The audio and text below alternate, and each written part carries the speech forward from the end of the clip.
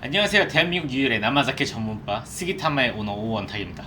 오늘은 지난번 영상에 이어서 바로 또 새로운 시보리 타테 올해 새술에 대한 또 이야기를 한번 시작해보려고 하는데요. 오늘의 주제는 가산이라고 하는 사케고요. 요시다 슈조라고 하는 시마네 현에 위치한 양조장에서 만드는 사케입니다. 여기 써있는 게 이제 가산 무로카 나마 겐슈, 그다음에 아래쪽에 또 써있는 게 호우준 카라구치 준마이라고 써있는 사케입니다.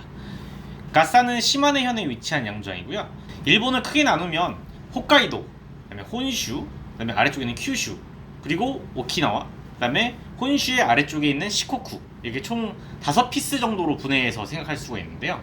시마네 같은 경우에는 우리가 혼슈라고 부르는 가운데 쪽, 큐슈가 맞닿는 야마구치에서 바로 옆에 있는 동네라고 보시면 됩니다. 야마구치의 바로 옆에 아래쪽이 히로시마라고 보시면 되고요. 히로시마의 위쪽이 시마네라고 하는 동네입니다. 시마네 현도 사케를 처음 만든 동네라고 이렇게 또 표현하는 것들이 있는데, 사실 그거에 대해서 뭐 정확한 썰을 좀 찾아보면 워낙에 다양한 이야기들이 있기 때문에 명확한 이야기를 좀 하기는 좀 어렵고요. 어쨌든 시마네 현도 사케로 꽤 유명한 동네이기는 합니다. 오우로쿠라고 하는 굉장히 유명한 사케가 있고요. 오우로쿠의 초오우로쿠 같은 경우는 저도 한번 마셔본 경험이 있습니다. 이 자리를 빌어서 그 당시 초오우로쿠를 일본에서 공수해서 저에게 전달해 주신 이 과장님 너무나 감사합니다. 잠깐 한 모금 좀 마시고 바로 또 이야기를 시작해볼게요. 정말 잘 만들었어요. 시마네에서도 야스기라고 하는 시에서 만들어진 사케고요. 동해랑 상당히 가까운 위치에 있습니다. 오우로쿠 슈조 쪽이 좀 더 바다에 가깝긴 하지만 여기도 만만치 않게 꽤 가까운 위치에 있고요. 요 가산을 만드는 요시다 슈조가 자랑을 하는 게, 요시다 슈조가 있는 그 바로 건너편 쪽, 바로 옆쪽에 토다라고 하는 난공불락의 성이 있는 걸로 유명합니다. 그 난공불락의 성 바로 옆에 흐르는 물이 엄청나게 초연수래요.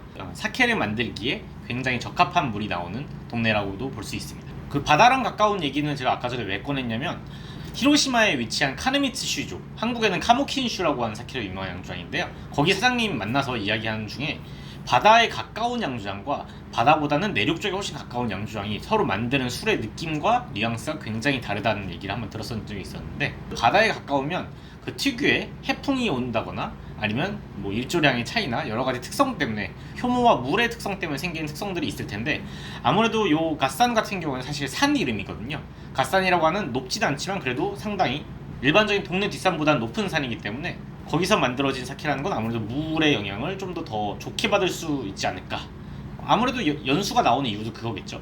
사실 굉장히 좀 스토리가 많은 동네입니다. 동네 자체도 그 전국 시대를 통틀어서도 되게 많은 이야기가 있는 동네이기는 한데요. 어쨌든 그 토다성 근처에서 만들어지는 사케입니다. 이 사케 전체 이름을 따지면 호우준, 카라구치, 준마이, 이렇게 세 가지로 분리해서 생각할 수 있는데요. 호우준이라는 거는 방순이라고 불러서 향이나 맛이 깊고 진한 것을 의미합니다. 카라구치 같은 경우에는 소위 말하는 드라이한 사케, 단맛의 농도가 낮거나 풍미의 정도가 낮거나 그런 것들을 보통 카라구치라고 표현을 하죠. 카라구치라는 단어를 설명할 때 카라구치라는 맛, 그러니까 소위 말하는 드라이한 맛이 있다 라고 얘기를 하기에는 명확하게 좀 이해가 안 되는 부분들이 항상 있습니다. 사케의 맛의 구분을 총 3가지 피스로 나눠서 생각을 해보죠. 쌀맛, 물맛, 그리고 향미, 이 3가지로 나누어졌다고 했을 때, 쌀맛의 캐릭터가 나머지 물맛과 향미보다 낮아졌을 때, 그때는 당연히 이 2가지가 더 부각되게 느껴지겠죠. 그런 특성을 가진 술들을 저는 보통 카라구치라고 얘기를 하고요. 쌀맛이 낮아진 맛이라고 얘기하는 건 굉장히 좀 어려울 수밖에 없잖아요. 그래서 카라구치는 어떤 맛을 설명하는 개념이라기보다는 쌀맛의 캐릭터가 상대적으로 낮아서 나머지 캐릭터가 도드라지는 술이라고 표현할 수 있겠습니다. 방금 전에 얘기했던 내용 중에 중요한 게 호우준이라고 하는 단어예요. 맛이나 향이 깊고 진하다는 거잖아요. 근데 드라이한 사케인데 맛이나 향이 깊고 진하다는 게 말이 사실 안 맞죠. 요게 사실 특정한 장르입니다. 일본에서는 이제 탄레이라고 하는 표현도 많이 쓰고요. 굉장히 약간 살랑살랑하고 가벼운 뉘앙스를 가진 술들을 보통 탄레이라고 하는 표현을 쓰고요.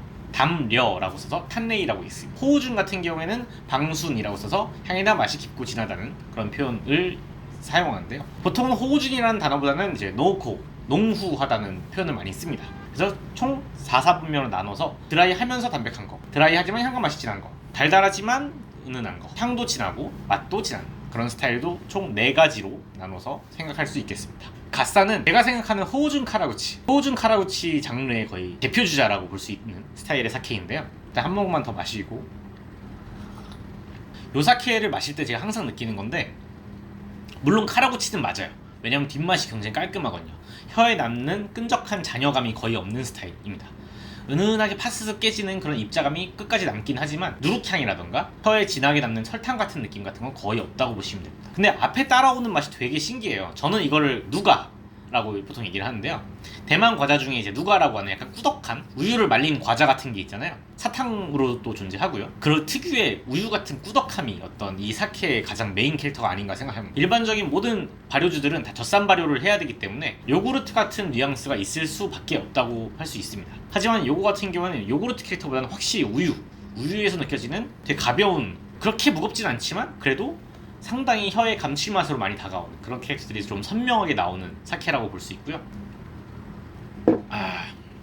너무 맛있어요 이거. 이게 작년 같은 경우에는 한국에 들어왔던 분량들이 순식간에 빠져버렸습니다. 그래서 한 4월까지는 거의 팔지도 못하고 3월 내에 다 판매했던 기억이 있는데, 이후에 나왔던 남아 게인슈 버전 말고 그냥 히일의 버전 같은 경우에는 제 취향이 좀 많이 맞지 않았어요. 그래서 그거 같은 경우는 저희 가게도 아주 소량만 들여놨다가 역시나 좀 비교가 되는구나 싶어서 결국에 빠지긴 했죠. 하지만 이 호우중 카라우치 준마이 중에서도 무로카 나마 게인슈 버전 같은 경우에는 꼭 기회가 된다면 판매가 다 끝나기 전에 꼭 한번 드셔보시는 걸 추천드립니다. 쌀 같은 경우는 고야쿠만고쿠라고 하는 쌀을 사용하고요. 저는 보통 요 쌀을 얘기를 할 때 소다 같은 단맛이라고 얘기를 많이 해요. 일본 표현으로는 이제 칼피스라고 하는 밀키스와 되게 흡사한 음료수가 있고요.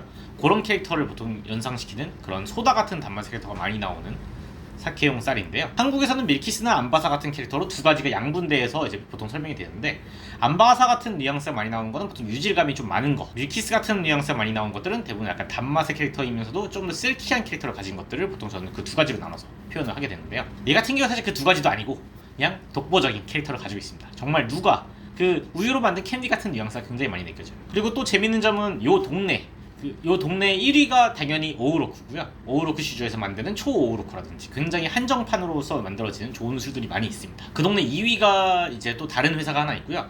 갓산 같은 경우는 그래도 상당히 높은 위치로 한 3위 정도를 꾸준하게 유지하고 있는 양주장입니다. 갓산에서 만든 사케 중에 작년에 나왔던 오우로쿠랑 굉장히 비슷한 스타일의 탄성감이 있으면서도 혀에 좀 감기는 스타일의 사케가 하나 있었는데요. 오우로쿠 같은 경우에는 사실 제 개인적인 입장에선 좀 주질이 약한 느낌이 있어요. 저희 가게는 오픈해서 다시 잠그고 그거를 저온 냉장으로 보관해서 판매하는 가게이기 때문에 술이 변하는 거를 하루하루 단위로 술이 변하는 걸 체크하게 되는데요.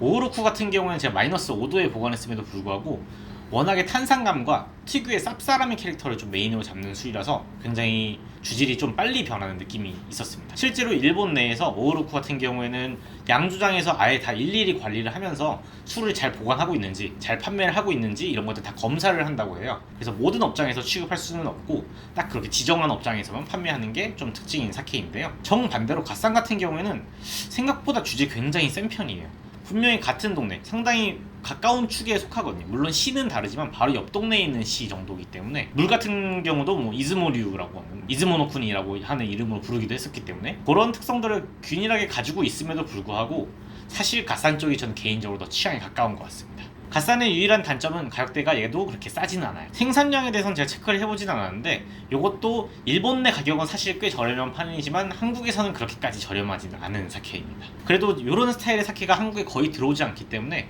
꼭 기회가 되신다면 이번 기회에 한번 드셔보시는 걸 강력 추천드립니다. 좀 아쉽네요.